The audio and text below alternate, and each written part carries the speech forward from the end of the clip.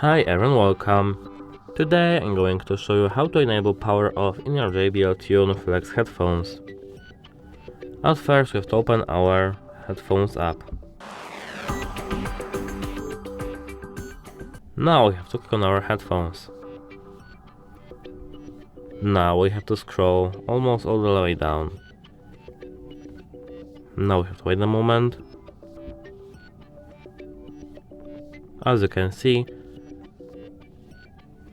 power saving. We have to click on it, and now we have an option auto power off. Headphones will automatically power off in idle mode. We have to enable it by this switch over here. And now we can manage auto power off duration: 30 minutes, 1 hour or 2 hours. That's it, hope it helps you. Goodbye.